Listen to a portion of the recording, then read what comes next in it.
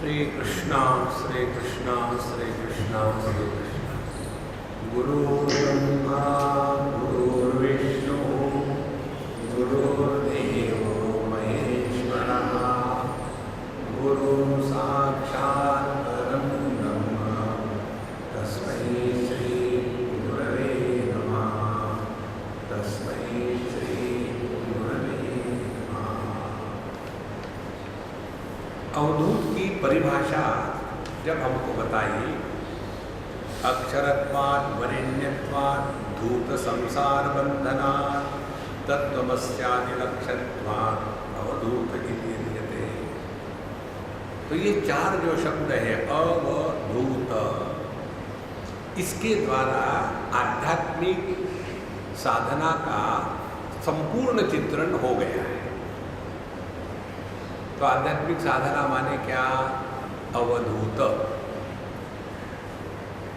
जैसे होता है ना एसएमएस, तो एसएमएस का क्या अर्थ है? मैंने एक लड़की को पूछा एक कैंप में, नहीं एसएमएस तुम लोग करते, एसएमएस का क्या अर्थ है? तो उसने कहा सिंपली मिसिंग स्वामी जी।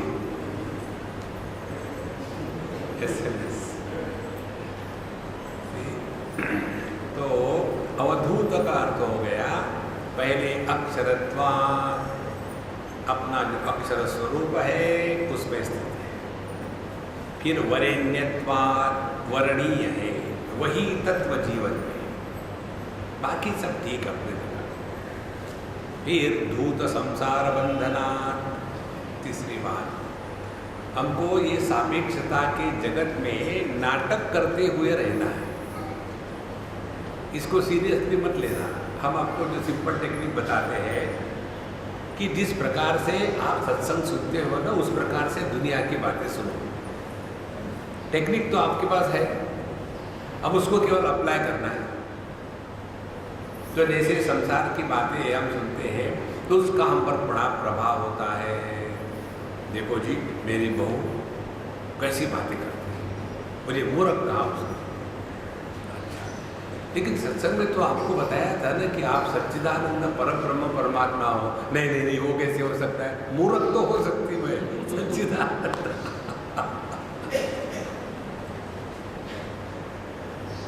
देखो महाराज, तो हमको इतना ही समझना है, धूत संसार बंधना का तात्पर्य हो गया ये जगत में ज्यादा सीरियस मत होना। ठीक है, जो है वो है। बच्चों के साथ बचपन में रह करके जो हम उसके साथ खेले, उसको सिखाए, तभी तक मातृत्व पूरा हो गया, पितृत्व पूरा हो गया। उसके बाद बच्चों को पंख फूटे और वो उड़ने लगे तो उनको रस्सी से बांध के मत रखना। जाओ भैया खूब उड़ो खूब उड़ो, और जब तुम्हारा कोई हृदय तोड़ दे तब तुम मेरे पास आना प्रिय।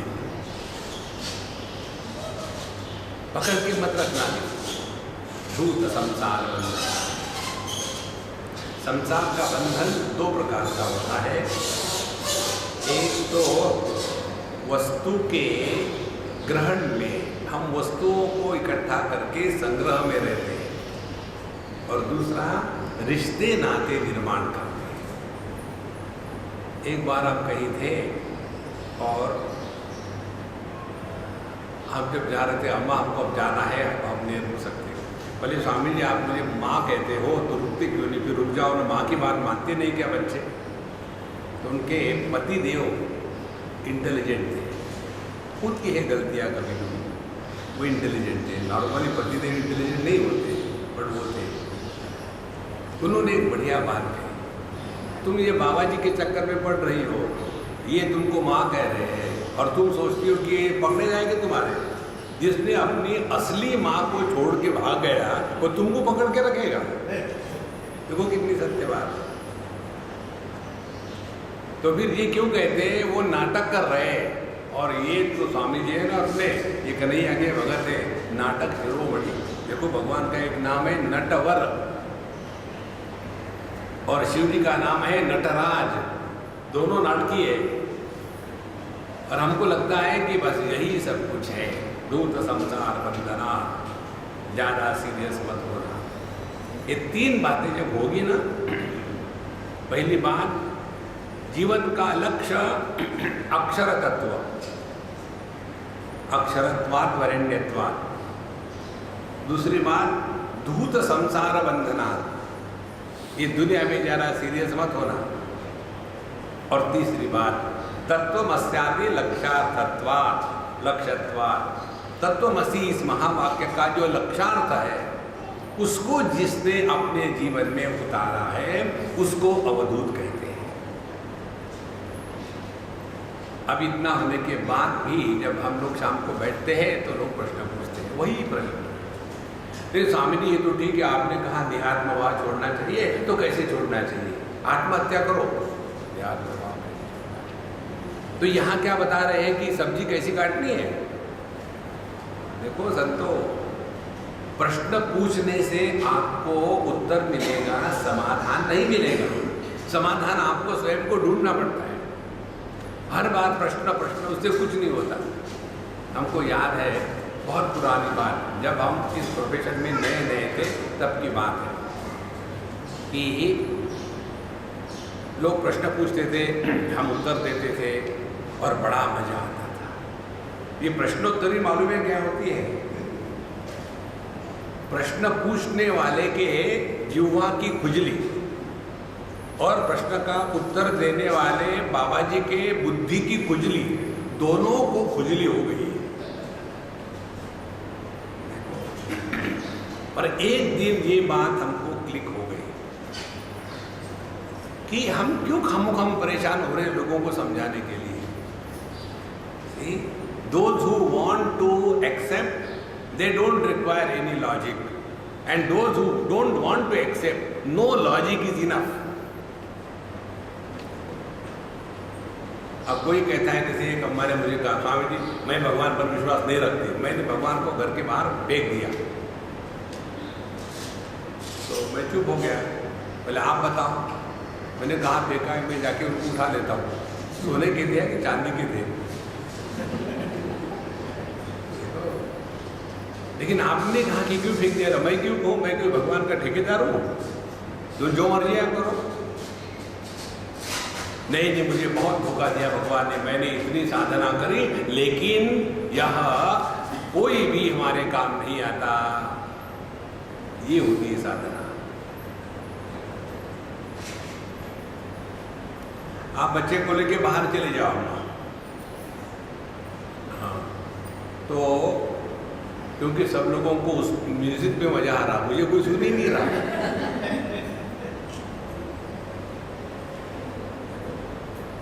इसीलिए किसी भी प्रकार से अपने अंतःकरण में विक्षेप ना होवे, तब जाकर के हम तत्वमसि महावाक्य का अर्थ ग्रहण कर सकते हैं।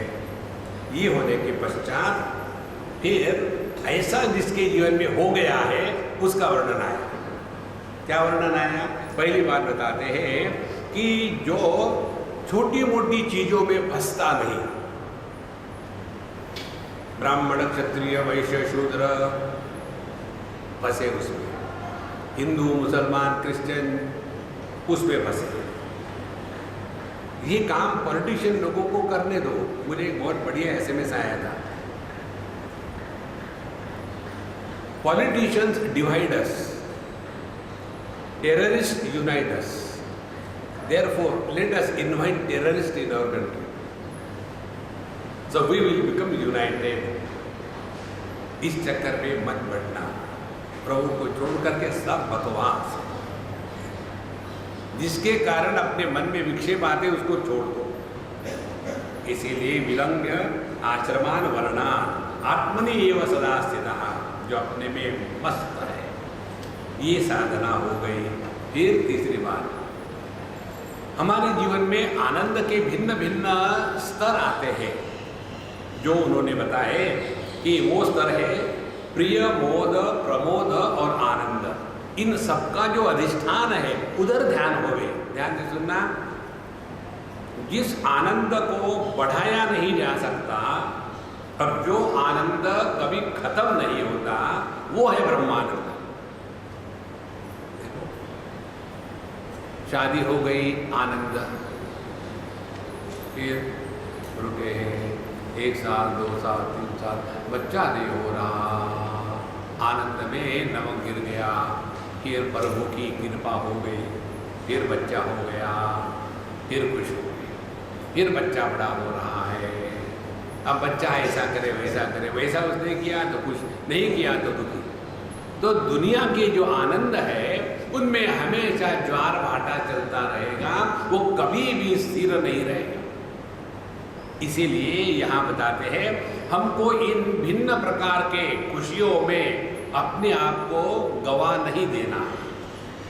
तो एवं चतुष्पदम कृत्वा ते यान्ति परमां गतिम, जिन्होंने इस प्रकार से आनंद के भिन्न स्तर को पहचाना है। ध्यान से सुनना, 4 आनंद के स्तर बताए। जागृत अवस्था का आनंद का स्तर है विषयेंद्रिय संयोगात् यत्तत् अग्रे अमृतोपमं परिणामे विषमिव तत्सुखम राजसंस्मृतम। हमने 18वें अध्याय में देखा है, इंद्रियों के माध्यम से विषयों के साथ संपर्क आने से जो सुख प्राप्त होता है वह हो गया राजस। ये जागृत अवस्था में मिलता है। और जो सुख स्वप्नावस्था का है, स्वप्नावस्था का सुख क्या है? स्वप्नावस्था का सुख है ख्याली पुलाव। कोई कोई कल्पना करते रहते, उसी में फंसे हैं और उसी में मस्त हो रहे हैं। ये स्वप्नावस्था का सुख हो गया। तीसरा सुख है गहरी नींद का, निद्रालस्य प्रमादोत्थम तत्सुखम तामसं स्मृतम। जो सुख हमको निद्रा, प्रमाद और आलस्य में मिलता है वह तमोगुणी सुख है। और समाधि का सुख कौन सा है? यत्तदग्रे अमृतो विषमिव परिणामे अमृतोपमं अभ्यासात् रमते यत्र दुःखान्तं च निगच्छति। जो सुख हमको समाधि में मिलता है वो अभ्यास से मिलता है। यदि रोज आप ध्यान का अभ्यास करो, सुबह 3 बजे उठ करके 1 हफ्ते तक नियम से, तो फिर दूसरे हफ्ते में बिना किसी प्रयत्न के आप अपने आप उठने लग जाओगे। तो जो अभ्यास का सुख है वह सात्विक सुख है। लेकिन ये सभी के सभी सुख केवल प्रकृति के क्षेत्र में है, ये ब्रह्मानंद नहीं है। कैसे ब्रह्मानंद नहीं है? यदि आप समाधि में बैठे हो, सात्विक सुख, और किसी कारण उसी समय आपकी फोन की घंटी बजी या कोई आया ठक ठक कर दे, तो कैसे गुस्सा आता है? अभी आना था। और ऐसे समय फोन भी आता है, स्वामी जी आप सो रहे हैं क्या? हमको ये कई बार आता है, रात को 2 बजे फोन आएगा दूसरे देश से, स्वामी जी आप सो रहे क्या? नहीं मैं कबड्डी खेल रहा हूँ, तुम भी आ जाओ। रात को 2 बजे सो रहे। इसीलिए कोई भी 3 गुणों के अंदर रहने वाला जो सुख है वो सुख आएगा जाएगा, रहेगा नहीं। लेकिन ब्रह्मानंद वो है कि जो किसी भी प्रकार के सुख के कारण बढ़ता नहीं और सुख के अभाव के कारण घटता नहीं, वो है ब्रह्मानंद। यहाँ कहते हैं एवं चतुष्पदम कृत्वा। इस प्रकार से जागृत, स्वप्न, सुषुप्ति और समाधि, इन चारों का अधिष्ठान जो है उसमें जिसने निष्ठा प्राप्त कर ली है वही परमाम गतिम यान्ति। उसी ने जीवन में कृतकृत्यता का अनुभव कर लिया है। देखो महाराज, और इसके लिए सिद्धांत बताए न कर्मणा न प्रजया न त्यागे नहीं अमृतत्वमानशु। जब तक के कर्म का महत्व है दुनिया अपने दिमाग में, तब तक के हम हर चीज करेंगे, कर्म करेंगे, पूजा करेंगे, भक्ति करेंगे, प्रेम करेंगे, मेडिटेशन करेंगे, और ये करते करते करते कर कर कर कर कर शुरू हो गया।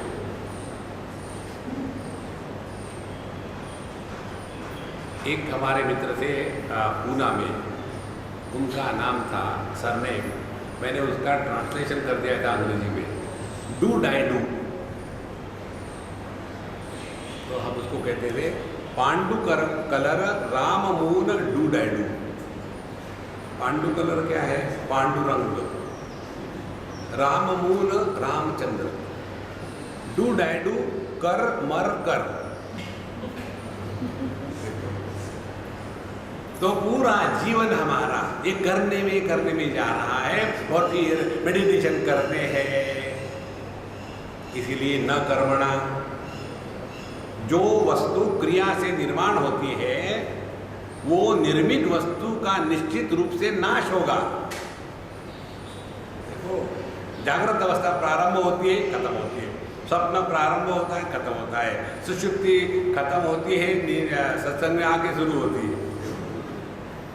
समाधि कभी लगती है, कभी टूटती है, लेकिन एक तत्व ऐसा है जो सब में ओतप्रोत है।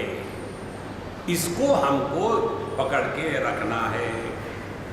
और ऐसे जो संत महात्मा है वो दुनिया के चक्कर में नहीं पड़ते, लोग क्या कहेंगे। इसीलिए स्वैरम स्वैर विहरणम, उनको दुनिया से कुछ लेना देना नहीं। कोई उनको नमस्कार करो या गाली दो, दोनों में कोई फर्क नहीं पड़ता। एक महात्मा जी को कहा, महाराज जी वो आपको आपके बारे में बुरा बोल रहे थे। बोले देखो, वो यदि मुझे देह को समझ करके बुरा कहते हैं तो मैं भी अपने देह की बुराई करता हूँ। अत्यंत मलिनो देहः देही च अत्यंत निर्मलः असंगोहमिति ज्ञात्वा शौचमेतत् प्रचक्षते। भगवान शंकराचार्य कहते हैं देह अत्यंत मलिन है और ये देह में प्रकट होने वाला जो तत्व है वो अत्यंत निर्मल है। इस निर्मल तत्व को जिसने आत्म रूप से ग्रहण किया है उसी ने शौच किया है। बाकी के केवल मिट्टी से हाथ धो रहे हैं और 25 बार गुल्ले कर रहे हैं। देखो, एक मिट्टी को दूसरे मिट्टी से धोना, इसी में उनका शौच चलता है। देखो, इसीलिए असली शौच वो है। तो ऐसे जो संत महात्मा है, सांबरावा दिगंबरावा, दुनिया का कुछ तो कुछ करते ही रहेगी, कहती ही रहेगी। तो उन्होंने कहा कि यदि वो मुझे देह मान करके मेरी निंदा करता है तो वो मेरा सहायक है, क्योंकि मैं भी देह की निंदा करता हूँ। और वो यदि मुझे आत्मरूप समझ करके निंदा करता है तो हर एक को स्वयं को कुछ भी कहने का अधिकार है। मैं अपने को गधा कहूँ या अच्छा कहूँ, who are you to object me. देखो कितनी सुंदर बात है, जिसके कारण किसी भी प्रकार के विक्षेप अंतःकरण में निर्माण नहीं होते, उसको कहते चिंतन। बाकी की है चिंता। अच्छा महाराज, अब इनका जो जीवन है इसको देख करके ये मत समझ लेना कि इनका जीवन अज्ञानियों का है। न स मूढ़वल लिप्यते, अज्ञानी लोग भी ऐसे ही जीते हैं, लेकिन उनके जीवन में दुनिया का प्रभाव होता है। किसी ने अच्छा कहा तो खुदकने लगे, बुरा कहा तो रोने लग गए। तो न सब मूढ़वल लिप्यते। और उदाहरण दिया है जैसे सूर्य आकाश में सबको प्रकाशित करता है। चाहे दुख भरी जनाजा जा रहा हो या दुख भरी शादी की बारात जा रही हो, नहीं शादी की बारात दुख भरी नहीं होती, बाद में होती है। दोनों समय को वो वैसे ही प्रकाशित करता है। Both the tragedies are equally relieving.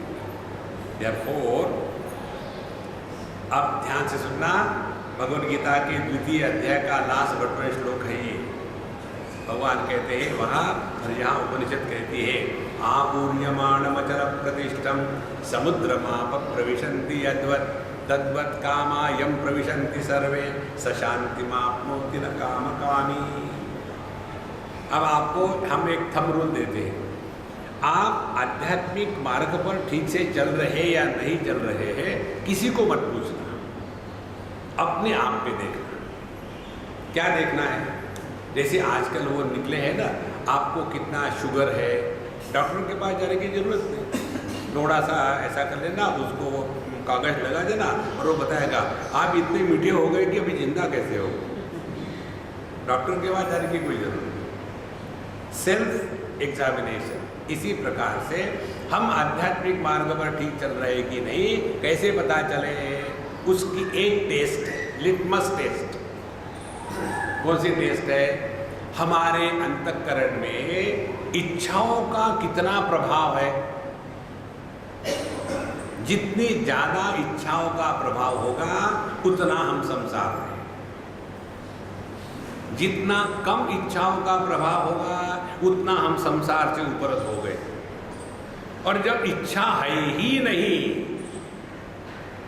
तो हमारे माध्यम से परमात्मा प्रकट हो रहे हैं। देखो, बिजली को इच्छा नहीं है, बिजली प्रकाश बल्ब से प्रकाशित होती है, प्रकाश को भी कोई इच्छा नहीं है कि मैं केवल भगवान के मंदिर को ही प्रकाशित करूं, मैं टॉयलेट को प्रकाशित नहीं करना चाहता, नहीं, कोई भी इच्छा नहीं। इच्छा यह रोग है, और जो रोग की वस्तु होती है उसको हम निकालना चाहते हैं ना। इच्छा को पूरा करना माने क्या? इच्छा को पूरा करना माने इच्छा का निराकरण करना, इच्छा को मिटाना। तो हम करते क्या है जिंदगी भर? इन इच्छाओं को मिटाने के चक्कर में ही फंसे हैं। लेकिन इच्छाओं को मिटाने के स्थान पर हम धर्म के नाम पर अपने इच्छाओं को और बढ़ाते हैं। मंदिर में जाएंगे, भगवान की पूजा करेंगे, हे भगवान मेरी जो बहू है ना उसको कुछ कर डालो, निकाल डालो, मैं बहुत तंग आ गई हूँ। भगवान कहता ठीक है मैं देखूंगा। वो चली गई सास, बहू आई, बहू कहती भगवान मेरे सास को उठा लो, बहुत बूढ़ी हो गई, परेशान हो गई। भगवान कहता मैं कंफ्यूज हो गया, अब किसको क्या करूं? तो दोनों की नहीं सुनता। देखो संतो, इसको स्पष्ट समझ लेना, आध्यात्मिक जीवन माने इच्छाओं को पूरा करना नहीं। हमारे तुलसीदास जी महाराज ने जो रामायण की कथा लिखी, कुछ पाने के लिए थोड़ी लिखी है। फिर स्वांत सुखाय तुलसी रघुनाथ गाथा, अपने हृदय को, जो हृदय का जो आनंद है उसको प्रकट करने के लिए। तुलसीदास मिशन नहीं था कहीं, रामायण मिशन, राम की हम प्रोपोगंडा करेंगे, जो हर एक के हृदय में है उसके लिए कुछ बताने की जरूरत नहीं है माना। इसीलिए कोई भी इच्छा स्वयं को लेकर के, दुनिया को लेकर के, एक भी इच्छा हृदय में ना। और आप देखेंगे जब हमारे अंतःकरण में एक भी इच्छा नहीं होती है गहरी नींद में, उस समय हमारा अनुभव क्या है? आनंद का है। उस समय हम जिस आनंद का अनुभव करते हैं वो आनंद कहीं से नहीं आता, वो अपना स्वरूप है। थोड़े क्षण के लिए ये मन को हमने शांत कर दिया। इसलिए योग शास्त्र में नींद की परिभाषा भिन्न है, वेदांत शास्त्र में नींद की परिभाषा भिन्न है। योग शास्त्र में नींद की परिभाषा है अभाव प्रत्ययालंबना वृत्ति ही निद्रा। जिस अनुभूति में अभाव का अनुभव होता है उसको निद्रा कहते हैं। वेदांत कहता है निद्रा वो है जो भाव अभाव को प्रकाशित करते हुए भी जिसका अभाव नहीं होता, वो तत्व जहां प्रकट हो रहा है उसको कहते हैं निद्रा। देखो कितना फर्क है। इसीलिए योग बहुत अच्छा है, लेकिन up to a particular limit. उसके पश्चात हमको तत्व की तरफ जाना है, और तत्व की तरफ जाने के लिए एक ही मार्ग है, सशांति मापनोति। जगत की कोई भी वस्तु इच्छा का परे रोग हमें निर्माण नहीं करे, वही शांति प्राप्त करता है। और जब इस प्रकार से हम इस तत्व के नजदीक पहुंचेंगे ना, तब अपने दृष्टि में परिवर्तन आएगा। जैसे ये ट्राइपॉड है, इसमें 3 कोने पर पैरों के नीचे 3 लोग हैं, कर्म वाला और भक्ति वाला और योग वाला। कर्म वाला कहेगा कर्म ही करना चाहिए, भक्ति वाला कहेगा भक्ति ही श्रेष्ठ है, योग वाला कहेगा शरीर को टेढ़ा मेढ़ा कर दो भगवान मिल जाए। जो जितने दूर हो गए तत्व से दूर दूर रहेंगे, झगड़ा करेंगे। जैसे जैसे ऊपर चढ़ेंगे, ऊपर पहुंचेंगे और जब अपने स्वरूप पे पहुंचेंगे तब पता चलेगा जिसको एक समय में कर्म कहा था, भक्ति कहा था, योग कहा था, ये तीनों के तीनों एक ही तत्व की तीन शाखाएं हैं। जैसे एक ही मन की 5 शाखाएं हैं, आंखें, हमारे कान, हमारा नाक, हमारी रसना और हमारी चमड़ी। एक ही मन 5 प्रकार से प्रकट हो रहा है। इसी प्रकार से एक ही चेतन सत्ता सभी उपाधियों में मन के रूप में प्रकट हो रही है। जितनी सूक्ष्मता से इसका चिंतन चलेगा तब पता चलेगा कि हम खामोखाम दुखी हो रहे थे। और इसीलिए जो सर्वश्रेष्ठ दृष्टि है, सर्वश्रेष्ठ दृष्टि है अनंत से, ये जो शांत जगत है, from the absolute standpoint, what is the position of the relative world, ये जब समझ में आएगा तब सब दुनिया की समस्याएं गल जाएगी। आकाश के दृष्टि से पूर्व पश्चिम उत्तर दक्षिण इनका कोई भी अस्तित्व नहीं है। लेकिन हम यदि पूर्व पश्चिम उत्तर दक्षिण में फंसे हैं तो फेंग शुई का रोग लग जाएगा। इसीलिए न निरोधो न च उत्पत्ति न बद्धो न च साधकः न मुक्तः न मुमुक्षुर्वै इत्येषा परमार्थता। यही सत्य है महाराज। और ये ज्ञान इस स्थिति में जो पहुंच चुका है उसके लिए अब ना तो कुछ करना बाकी है, ना तो कुछ ना करना बाकी है। एतद् बुद्ध्वा बुद्धिमान् च कृतकृत्यश्च भारत। भगवान ये नहीं कहते एतद् कृत्वा एतद् बुद्ध्वा, ये केवल पहचानना है। बोध कहते हैं अनुभव को, और ज्ञान कहते हैं जो मानसिक प्रत्यय है। यह अवधूतोपनिषद वहाँ बहुत ही अच्छा है, ये ज्ञान है। और इस मंत्र का अर्थ जब अनुभूत होगा, न निरोधो न च उत्पत्ति, तब उसको बोध कहेंगे। आत्मबोध और आत्मज्ञान, तत्वबोध और तत्व ज्ञान। बोध का तात्पर्य अनुभव। ये होने के पश्चात इन्होंने जो साधना का पक्ष है उसको लेकर के बताया। कर्म का स्थान कहाँ है और धर्म का स्थान कहाँ है, शास्त्रों के अध्यापन का स्थान कहाँ है। इसके पश्चात ये श्रवण मनन निधिध्यासन इसका स्थान कहाँ है, फिर जगत में व्यवहार का स्थान कहाँ है, और फिर हमारी समाधि का स्थान कहाँ है। ये सब बताते बताते लोग जगत में व्यवहार किस प्रकार से कर रहा है सब कुछ खत्म कर दिया। आप ये कहते हैं 29वें श्लोक में कृतकृत्यतया तृप्तः प्राप्त प्राप्ततया पुनः तृप्पन्नेवं स्वमनसा मन्यते सौ निरंतरम। अब श्रुति माता ऐसे संत को कहती है, संत के बारे में कहती है कि जिसने अपने जीवन में असौ मन्यते निरंतरम, यह जो संत महात्मा है, अवधूत है, इसके बारे में श्रुति माता को क्या कहना है?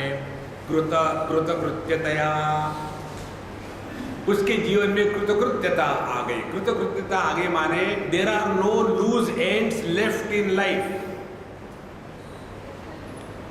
Nothing to be done, nothing to be undone. जीवन पूर्ण हो गया। उसके बाद बोनस, जीवन में जब बोनस मिलता है ना, तो बोनस को रखते नहीं उड़ाते। इसका आपको एक उदाहरण दूँ। एक हमारे मित्र थे, अभी नहीं रहे, all India medical science association के वो प्रेसिडेंट थे, हार्ट स्पेशलिस्ट थे, 2 साल रहे प्रेसिडेंट। और उनके जीवन में सत्संग, भगवान, गीता, उपनिषद कुछ नहीं। और उनको हार्ट अटैक आया, ऑपरेशन हुआ, तो उनके जो मित्र थे वो हमारे भी मित्र थे। एक दिन वो हमारे पास ले आए कि चलो हमारे स्वामी से बात करो। बोले देखो मैं ये स्वामी सुबह में इंटरेस्ट नहीं रखता हूँ, मुझे कुछ खास बात बताओ। बोले टाइम पास करने के लिए आ जाओ। आ गए। पहला इंट्रोडक्शन, मैं ये था, मैं वो था, मैं ऐसा था, मैं वैसा था, और मैं आपको नमस्कार चमत्कार नहीं करूँगा। आप मुझे कुछ ऐसी बात बताओ जो मुझे मालूम नहीं तो मानूंगा। देखो, हमने कहा मुझे आपके सर्टिफिकेट की आवश्यकता नहीं और आपको मुझे मानने की भी जरूरत नहीं, फिर भी मैं आपको बताता हूँ। फिर मैंने पूछा, आपका ऑपरेशन कब हुआ? 2 महीने पहले। किस चीज़ का? हार्ट का।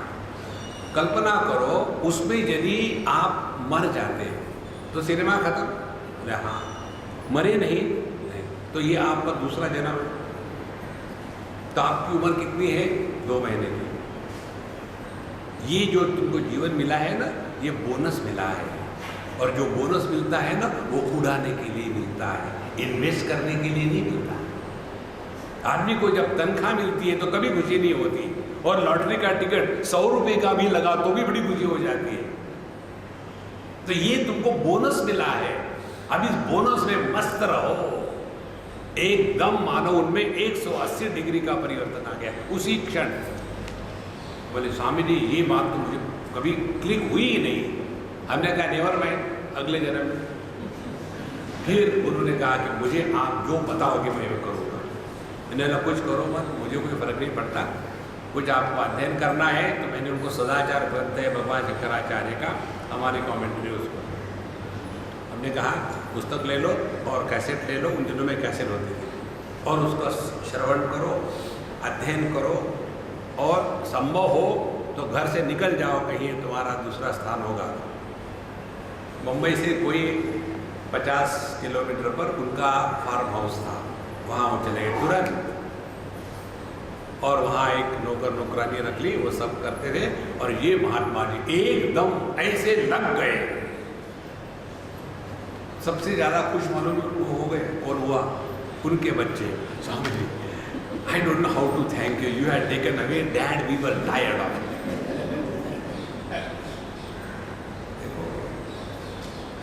इसीलिए बच्चों से मुझे प्यार मिलने लग गया। अब ये बुढ़ाओ जो थे, एक बार मैं 4-6 महीने के बाद उनको मिलने गया, इतना परिवर्तन आ गया उनमें, इतना परिवर्तन आ गया। देखो महाराज, इसीलिए ये अध्ययन यदि हमने किया तो अपने में परिवर्तन आना आवश्यक है। परिवर्तन नहीं आया तो फिर वही चीज़ है। फिर स्वामी जी हम इतने बार मंदिर में जाते हैं लेकिन हमारा लड़का हमारे कहने के अनुसार शादी नहीं करता, तो क्या करो? तो तुम एक बार शादी और कर लो। कब तक के इस चक्कर में फंसे रहेंगे? लोगों को उनका जीवन जीने दो। देखो हम हिंदुस्तानी लोग जो है ना, बच्चों को बोनसाई बना के रखते हैं, उनको गिरने दो नीचे, धक्के खाने दो, झगड़ा करने दो, तब जा करके बड़ा होता है। नहीं तो ऐसा बिल्कुल टच मी नॉट। आपने देखा और छुई मुई का पौधा हाथ लगाया, एक लगाओ कसके, लेट हिम ग्रो स्ट्रांग। देखो इसीलिए कृतकृत्यतया जीवन में कृतकृत्यता हो गई। अब ना कुछ करना है ना कुछ नहीं करना है। फिर तृप्तः प्राप्य प्राप्ततया पुनः, और फिर जो कुछ प्राप्त होना था अप्राप्त हो गया। अब हमको दुनिया से ना कुछ लेना है ना दुनिया को देना है। हमारे स्वामी अखंडानंद जी महाराज एक कहानी बताते थे। एक सज्जन थे, वो गए उनके पास, महाराज जी मुझे समाज की सेवा करनी है लेकिन पैसे उतने नहीं है, आप मुझे आशीर्वाद दीजिए, मेरे पास 1 करोड़ रुपए हो जाए ना तो मैं एकदम सब बंद करके समाज सेवा में लग जाऊंगा। बोले प्रभु से प्रार्थना करा, हो जाएगा। हो गया। फिर आए, महाराज जी रेट इतने बढ़ गए हैं कि 1 करोड़ कम है। समाज सेवा करने के लिए अभी तो 2 करोड़ की जरूरत है। बोले भगवान से कहा हो जाएगा, 2 करोड़ हो गए। फिर आ गया, फिर वो महंगाई बढ़ गई। देखो महाराज, हम सबसे ज्यादा धोखा अपने जीवन में स्वयं को देते हैं, अन्य को नहीं देते। We deceive and cheat ourselves. Nobody else. देखो, इसीलिए इसका अनुभव करें। बहुत हो गया, जो कुछ करना था कर लिया, जो कुछ प्राप्त करना था हो गया। उसके बाद तृप्पन्नेवं स्वमनसा, फिर उसके अंतःकरण में शांति है, प्रेम है, आनंद है। और यदि उसके बाद कुछ होता है तो मालूम है कैसे? गाय को हम रखते हैं दूध के लिए, गोबर फ्री में मिलता है।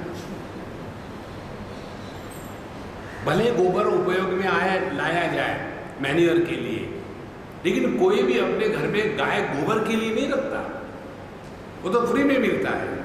इसी प्रकार से अपने स्वरूप में स्थिति होने के बाद यदि अपने कारण किसी का भला हुआ तो उसमें भी अपना कोई कंट्रीब्यूशन नहीं है। जिसका भला हुआ वो स्वयं को बदलना चाहता था, इसीलिए उसका भला हुआ। अपने कहने से आज तक किसी का भला नहीं हुआ, ये समझ लो महाराज। जब तक के स्वयं बदलना नहीं चाहते तब तक के कोई परिवर्तन नहीं आ सकता।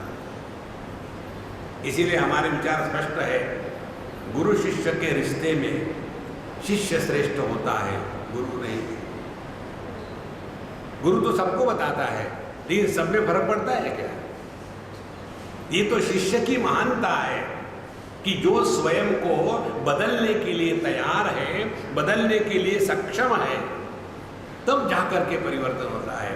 और उस समय यदि गुरु कहे देखो मैंने तुम्हारा भला किया, अब उसका भला हो ना हो अपना सत्यानाश गारंटी है।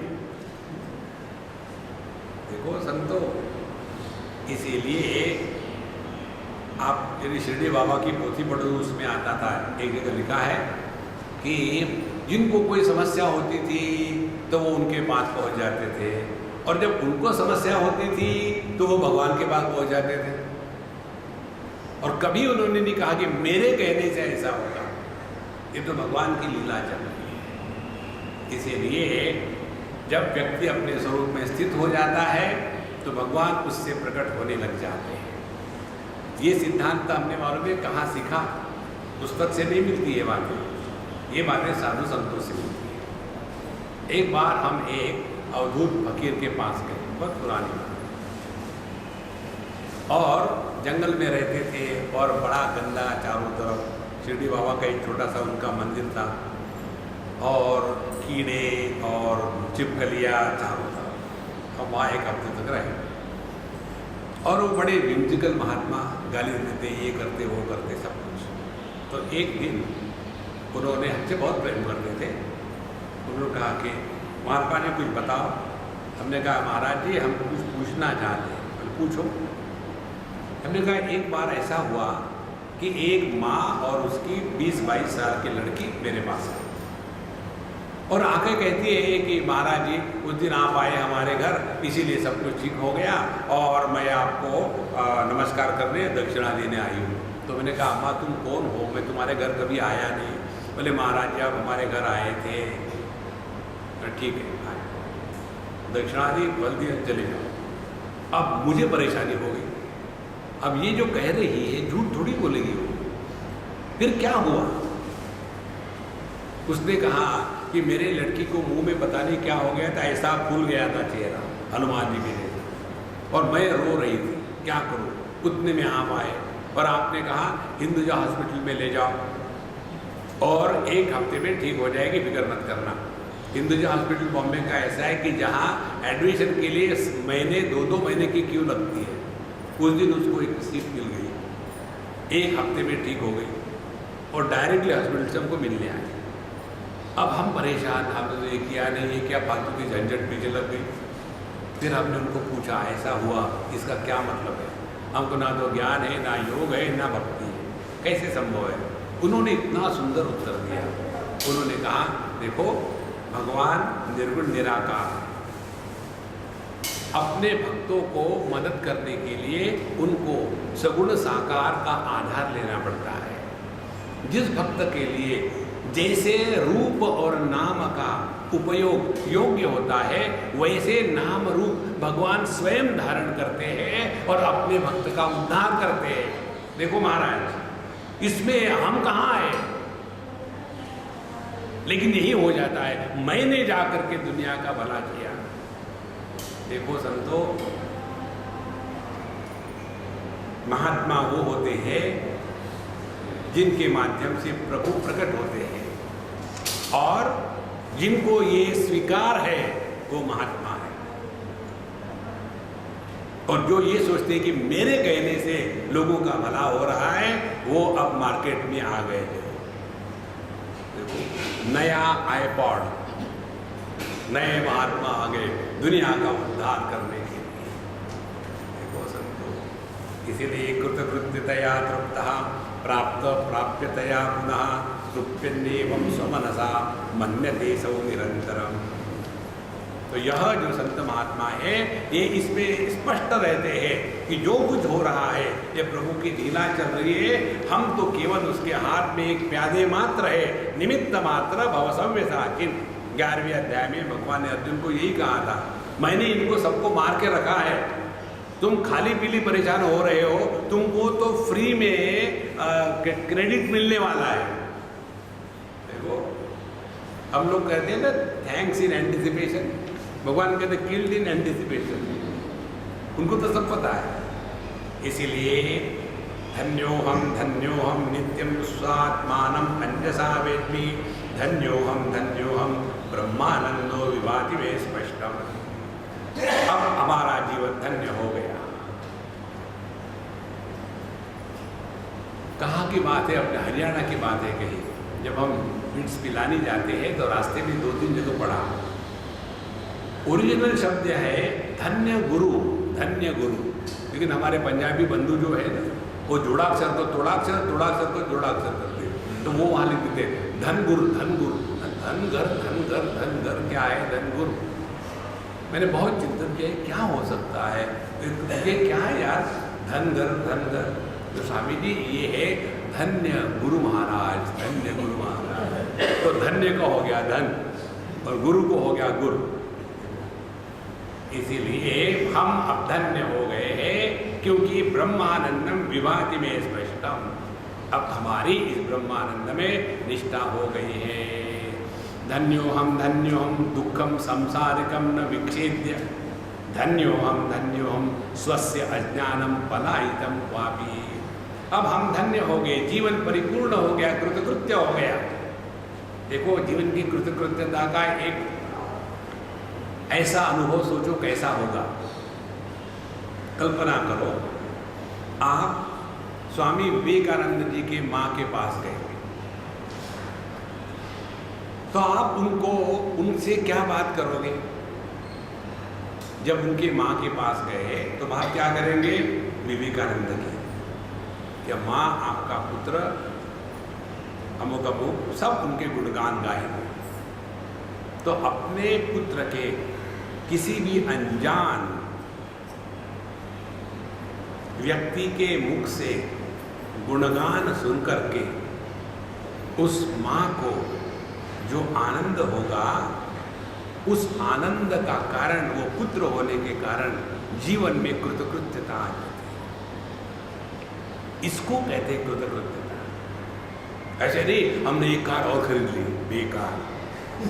बेकार हमारे 2 कार। जीवन की कृतकृत्यता ही है फुलफिलमेंट। तो न संसारिकम दुखम विक्षेद्य, अब हमको संसार के दुख कष्ट नहीं करते। लाहिरी महाशय की आपने कहानी पढ़ी होगी, उनके जीवन की हम कहानी पढ़ रहे थे कहीं, वाराणसी की बात है। शाम को वो ऑफिस से आते थे और ऑफिस से आने के पश्चात अपना नहा धो करके बैठते थे और 2-4-10 लोग आकर के गीता का पाठ होता था और वो गीता पर कुछ चिंतन करते थे। उस समय उनके लड़के का देहांत हो गया पिछले कमरे में। तो उनकी पत्नी आई, बताने लगी, तो उन्होंने कहा तुम बैठो, मैं थोड़ी देर में आता हूँ। और रोना मत, शांत बैठ कर उसके कान में बताया ताकि सबको ना सुने। और सत्संग चल रहा है और पिछले कमरे में अपने ही पुत्र का एक शव पड़ा हुआ है और सब पूरा होने के पश्चात 1.5-2 घंटे का सत्संग पूरा हो गया। उसके बाद फिर उन्होंने जो कुछ क्रियाकर्म करना था, हमको छोटी मोटी चीज़ों से, मेरा लड़का मेरी बात नहीं मानता, स्वामी जी मैं क्या करूँ? किस चीज़ के लिए? वो शादी के लिए क्या करता है कि मैं चाहती हूँ उससे वो शादी नहीं करता, तो मैं क्या करूँ? कोई बात नहीं, तुम्हारे लिए मैं उससे शादी कर लूँगा, बताओ किससे शादी कर? रोना मत, ये दुनिया ऐसी ही है, हट जाओ इसमें से। देखो संतो, तो सांसारिकम दुखम न विक्षेयत्य, अब मुझे कोई सांसारिक दुख नहीं है। कहते हैं स्वस्य अज्ञानम पलायितम क्वापि, जिस अपूर्ण ज्ञान को लेकर के मैं दुखी होता था, अब वो अपूर्ण ज्ञान गया कहाँ? ध्यान से सुनना, अज्ञान का तात्पर्य ज्ञान का अभाव नहीं, अज्ञान का तात्पर्य है अपूर्ण ज्ञान। हमारा ज्ञान की अपूर्णता क्या है? हमको लगता है कि ये अभी जो कुछ हो रहा है यही सब कुछ है। महाराज, ये देह जब नहीं था तब भी हम थे, इस देह में भी हम है, ये देह जब खत्म हो जाएगा तब भी हम रहेंगे। पूर्ण ज्ञान वो है कि जिसमें कोई खंड नहीं होता। लेकिन हम इसी इसमें ऐसे फंसे हुए हैं कि मेरा लड़का मेरे लड़के, हमने अपने माँ बाप की कितनी मानी है कि बच्चे हमारी मानेंगे, और वो यदि अच्छे नहीं निकले तो इमली के पेड़ को आम लगने की कल्पना है। देखो संतो, ज्यादा बच्चों को लेके परेशान मत होना। माँ बाप बच्चों को केवल देह देते हैं। जैसे हम मकान बांधते हैं किराए पर चढ़ाने के लिए, तो किराया दे करके रहने वाला जो किराएदार होता है वो उस मालिक ने पैदा नहीं किया होता। इसी प्रकार से देह में रहने वाला जो जीव है ये माँ बाप पैदा नहीं करते, और जीवन जिया जाता है जीव के द्वारा, ना कि देह के द्वारा। देह केवल एक मकान है, और हमने किराए पर चढ़ाया और उसको कहा देखो तुम मांस मच्छी खाओ या ना खाओ, वो कहेगा तुम कौन हो, तुमको किराया मिलता है ना, चुप। देखो स्पष्ट समझो इसको, जब तक ये नहीं समझेंगे तब तक जिंदगी भर दुखी रहेंगे, और दुखी होकर के फिर इस बाबा जी के पास गए, उस बाबा जी के पास गए, और उनको लगता है चलो बकरा आ गया, और फिर जब कटोगे फिर दुख होगा। देखो संतो, तो जो अज्ञान है यही है, हमने जो अपना नहीं है उसको अपना मान के रखा है। जब देह अपना नहीं है तो बच्चे कहाँ अपने होंगे, और बच्चों से सुख किसी को आज तक नहीं मिला। उदाहरण, दशरथ जी महाराज बच्चे के कारण ही दुखी होके मरे। वसुदेव देवकी बच्चे के कारण ही बच्चे के जन्म के पहले जेल में गए। जब साक्षात भगवान पुत्र होते हैं तो ये स्थिति है, हमारे कबूतर है क्या स्थिति। देखो संतो, अपने ज्ञान को पूरा करें, छोटी मोटी चीजों में मत फंसना। आगे कहते हैं धन्योहम कर्तव्यम में न विद्यते किंचित। अब मुझे कोई कर्तव्य नहीं है, ध्यान से सुनना, ये दिमाग से निकाल डालना। हमारा कर्तव्य ये KG1 KG2 की बात है। ये जो कर्तव्य का जो ढिंडोरा पीटने वाले हैं ना, उनका मैं अहंकार बड़ा तगड़ा होता है। तो मेरा कर्तव्य, अरे तुम हो ही नहीं कोई, तुम्हारा क्या कर्तव्य है? ऊपर में बैठने वाला क्या सो रहा है क्या? अपना उद्धार करो महाराज, और अपना उद्धार होने के साथ साथ सबका अपने आप हो जाता है। नहीं तो कर्तव्य के चक्कर में हम घर से ऊपर नहीं होते, जिंदगी भर उन्हीं बच्चों का सर खाएंगे और अपना भी दुख, जीवन दुखी बनाएंगे। और धन्योहम प्राप्तव्यम सर्वत्रम संपन्नम, अब मुझे सब कुछ मिल चुका है। सब कुछ मिल जाता है ना, तो मन शांत हो गया। जो व्यक्ति अपने आप से प्रसन्न है, वो संपूर्ण सृष्टि से प्रसन्न है। जो व्यक्ति अपने आप से शांत है, उसको जगत में किसी के साथ कोई झगड़ा नहीं। ये है अवधूत महाराज। बाहर के मेकअप से कोई मतलब नहीं। लाल पीले कपड़े पहनो या भिन्न प्रकार के छापे लगाओ सर पर या भिन्न प्रकार की मालाएं पहनो, उससे कोई मतलब नहीं। तो इसीलिए इसका सूक्ष्मता से चिंतन करें, अध्ययन करें। धन्यो हम तृप्तेर में कोपमा भवेल्लोके। मेरी तृप्ति की उपमा तो दुनिया में है ही नहीं। हमको ज्यादा से ज्यादा क्या तृप्ति लगती है? कई दिनों से परेशान थे, लड़की की शादी नहीं हो रही, लेकिन भगवान की दया से, महाराज जी आपके आशीर्वाद से उस दिन आप हमारे घर आए ना, उसके बाद उसका रिश्ता पक्का हो गया, शादी हो गई, तृप्ति हो गई। ये दूसरी, लेकिन जो जवाई है ना वो काम नहीं करता, फिर शुरू हो गई खुजली।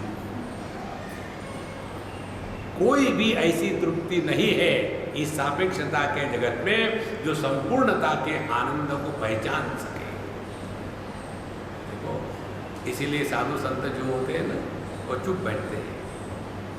मौनम व्याख्या प्रकटित पर ब्रह्म तत्वम युवानम वर्षिष्ठान्ते वसत ऋषिगणैः आमृतं ब्रह्मनिष्ठैः आचार्येन्द्रं करकलित चिन्मुद्रमानंद रूपम स्वात्मारामं मुदित वदनम दक्षिणामूर्तिमीणे।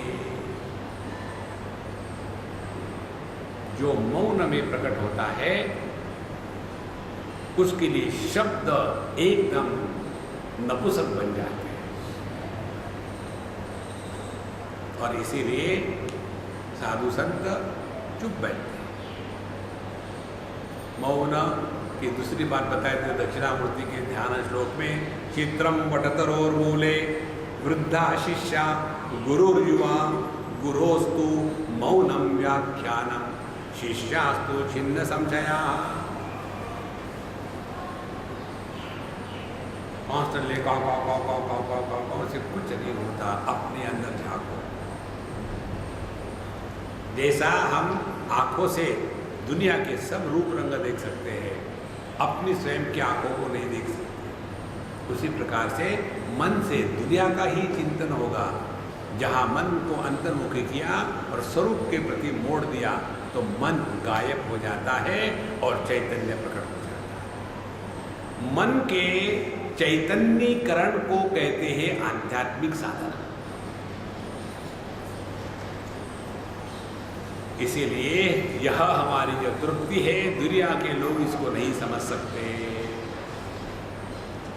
और अहो पुण्यम फलितम फलितम दृढ़म अस्य पुण्यस्य संपत्ति है अहो वयम। पुण्य यही है कि हमने अपने आप को दुनिया से हटाया और प्रभु के चरणों में लगाया, और उसी के कारण अब हम ऐसी स्थिति में आ गए हैं कि अब हमको जीवन में ना कुछ पाना है ना खोना है। हम अपने आप को कृतकृत्य समझ रहे हैं, ये अपना अनुभव है। अहो ज्ञानम सुखम अहो सुखम अहो शास्त्रम अहो गुरु। कहते हैं यह जो ज्ञान है सर्वश्रेष्ठ है, इससे बढ़कर के और कोई ज्ञान नहीं है। मुंडकोपनिषद में प्रारंभ में प्रश्न आता है, विद्यार्थी पूछता है गुरु महाराज से, कस्मिन्नु भगवो विज्ञाते सर्वमिदं विज्ञातम भवति इति। हे भगवान, वो क्या है जिस एक को जानने से सब कुछ जाना जाता है? तो उस समय गुरु महाराज कहते हैं, द्वे विद्ये वेदितव्ये परा चैवापरा च तत्र अपरा यजुर्वेद ऋग्वेद सामवेद अथर्ववेद। उसके पश्चात बताते हैं शिक्षा कल्प व्याकरणम छंद निरुक्तम ज्योतिषमिति। चार वेद और षडांग जो है वेदों के, ये अपर विद्या है, ये सापेक्षता का क्षेत्र है। परा विद्या क्या है? परा जया तद अक्षरम अधिगम्यते। परा विद्या वो है जिसके द्वारा हम अपने स्वरूप में निष्ठा प्राप्त करते हैं। तो अपरा विद्या का ज्ञान इस जगत को त्यागने के लिए है और परा विद्या जो है अपने स्वरूप को पहचानने के लिए है। लेकिन हम उल्टा करते हैं, अपरा विद्या का ज्ञान करके दुनिया को पकड़ना चाहते हैं और परा विद्या से पब्लिक को उपदेश करके स्वयं दुखी रहना चाहते हैं। इसीलिए संतो, यह ज्ञान श्रेष्ठ है और यह जो सुख है निरपेक्ष आनंद ब्रह्मानंद होता है। हमको जितने भी आनंद मालूम है वो केवल किसी पर अवलंबित है, निरपेक्ष आनंद नहीं है। गहरी नींद का भी आनंद नींद होगी तभी होगा, नहीं तो नहीं होगा। लेकिन ब्रह्मानंद वो है, चाहे जागृत स्वप्न सुषुप्ति समाधि आए जाए उसे कोई फर्क नहीं पड़ता, क्योंकि ये ब्रह्मानंद निर्मित नहीं है, यह स्वभाव से। अहो शास्त्रम अहो गुरु, और ये सभी का सभी हमको शास्त्रों से मिला, ये हमको अपने गुरु महाराज से मिला। इस प्रकार से इति या इदम अधीते सोपि कृतकृत्यो भवति, सुरापानात् पूतो भवति, स्वर्णस्तेयात् पूतो भवति, ब्रह्महत्यात् पूतो भवति, कृत्यात् पूतो भवति। एवं विदित्वा स्वेच्छाचारपरो भूयात्। ओम तत्सत इति उपनिषद। अब कहते हैं, जो व्यक्ति इसका अध्ययन करके अपने जीवन में उतारता है वो भी कृतकृत्य हो जाता है। लेकिन फिर हमने बहुत पाप किए थे। क्या पाप किए थे? सुरापानात् पूतो भवति। हमने ब्लैक हॉर्स, व्हाइट हॉर्स और सब प्रकार के द्रव्यों का सेवन किया था, उसका क्या हो गया? नेवर माइंड, हमने माफ कर दिया। फिर नहीं जी, हमने चोरी भी करी थी, 2G, उसका क्या होगा? वो भी माफ कर दिया। नहीं जी, हमने किसी का खून किया था, कोई बात नहीं, उसको भी माफ कर दिया। जो करना था वो तो नहीं किया और जो नहीं करना था वो किया, कोई बात नहीं, उसको भी माफ कर दिया। कारण क्या है? अरे महाराज, अब आप हो कहाँ? एक बार एक व्यक्ति ने काफी खून किए, बदमाशी करी और चारों तरफ से पुलिस ने उसको उसके घर में घेर लिया और बाहर से पुलिस ने माइक पे बताया, गब्बर सिंह, चारों तरफ से पुलिस ने तुमको घेर लिया है, ज़्यादा स्मार्ट बनने का प्रयत्न मत करो, अपने आप को सरेंडर कर दो। और फिर उस मकान में से जोर से बम की आवाज़ आते, दुम। और फिर पुलिस जा कर के दरवाज़ा तोड़ करके अंदर घुसती है और देखते हैं गब्बर सिंह ने अपने आप को शूट करके ख़त्म कर दिया। अब उसके फाइल पर क्या नोटिंग होगी? Criminal seized, file closed.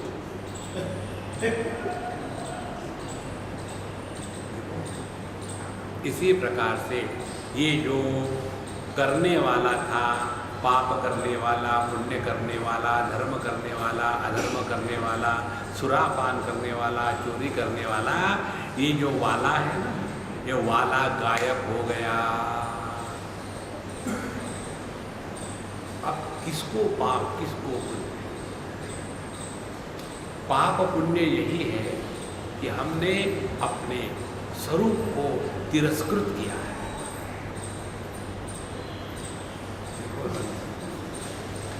इसीलिए एक बहुत बड़ी साधना हम आपको बताते हैं, अपने भूत में जो कुछ हो गया है ना आपके जीवन में अच्छा बुरा, उसको लेकर के परेशान मत होना। You cannot undo your past. और ये कल्पना मत करना केवल आप ही के द्वारा कुछ अच्छा बुरा हुआ है, इस दुनिया में एक भी व्यक्ति ऐसा नहीं हो सकता कि जिसके द्वारा कम से कम एक आध बार कुछ अच्छा बुरा नहीं हुआ होगा। ये कल्पना मत करना। इसीलिए जब हो गया है ना, अब साधुरेवस्य मंतव्यः सम्यक व्यवसितो हि सः, जिसने ये दृढ़ निश्चय कर लिया है कि अब इसके पश्चात सब खत्म, आज से हम इस अध्यात्म मार्ग पर 100% रहेंगे, समझ लेना एक संत का जन्म हो गया। लेकिन हमारी आदत कैसी है, वाल्मीकि जी महाराज के बारे में वो डकैत थे ये सबको मालूम है, उन्होंने क्या साधना करी राम नाम की ये हमको कहाँ मालूम है। उसी प्रकार से अजामिल की बात काफी लोगों ने सुन के रखा है भागवत को। अजामिल ऐसा था, वेश्या के पीछे करता था, ये करता था, लेकिन उसके पहले वो क्या था ये किसको पता है? देखो संतो, इसीलिए अपने भूतकाल को भूल जाओ, ये बहुत बड़ी साधना है। भूतकाल को भूलने का तरीका, अपने बारे में किसी के सामने कुछ बोलो। दूसरी बात, अन्य के बारे में कभी पूछो मत। फिर क्या बोलोगे? आजकल जरा क्लाइमेट अच्छा है, बहुत बढ़िया है, कभी कभी लेकिन ऐसा हो जाता है बड़ी गर्मी पड़ती है। अब ऐसा क्लाइमेट के बारे में बात करो ना तो पाप पुण्य निर्माण नहीं होता। दूसरी बात, गवर्नमेंट के बारे में बात करो, उसमें भी पाप पुण्य निर्माण नहीं होते।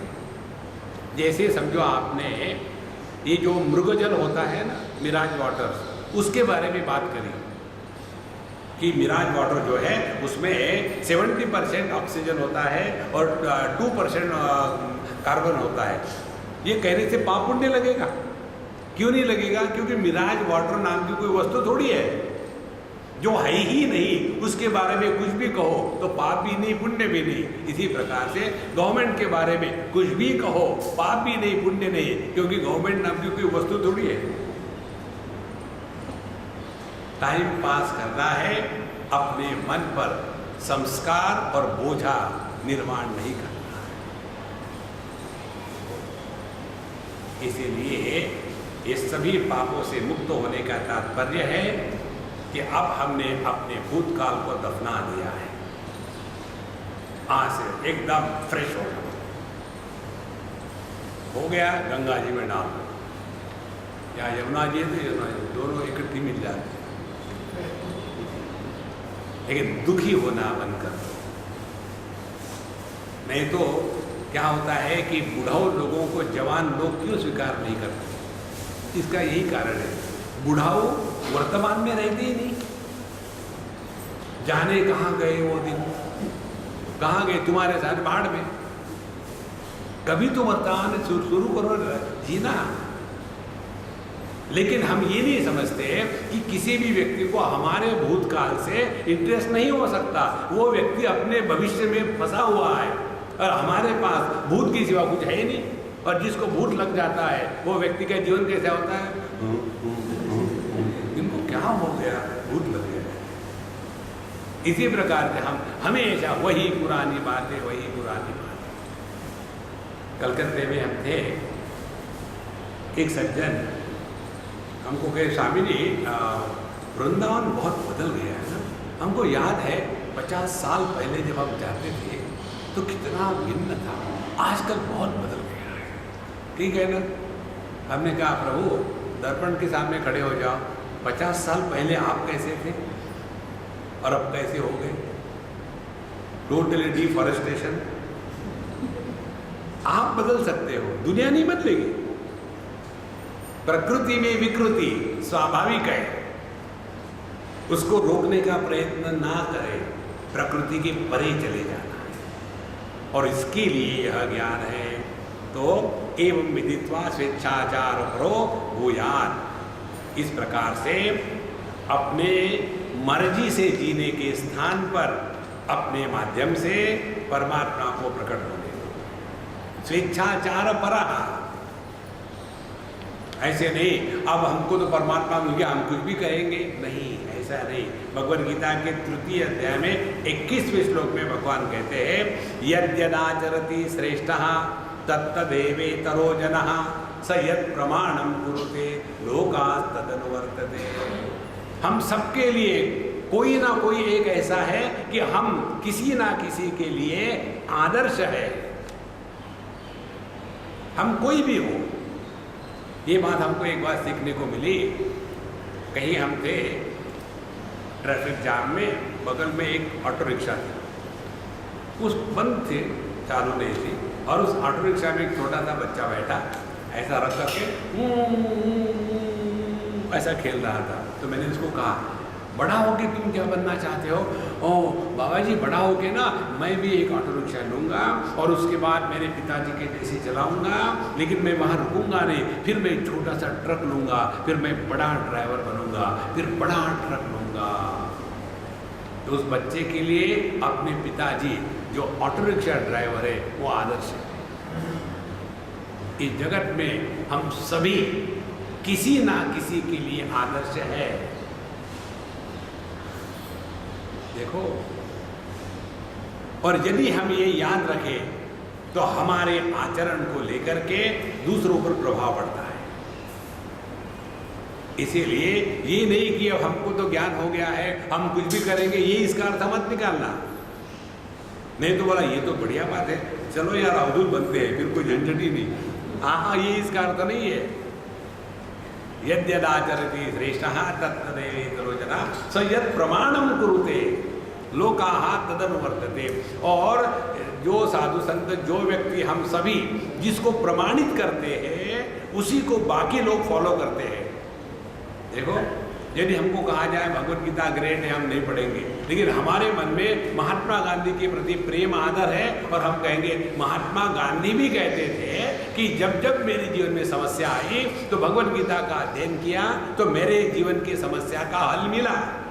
तो जब महात्मा गांधी कहते हैं भगवद गीता ग्रेट है तो हम भी उसको पढ़ने लगेंगे, क्योंकि उन्होंने प्रमाणित करी है।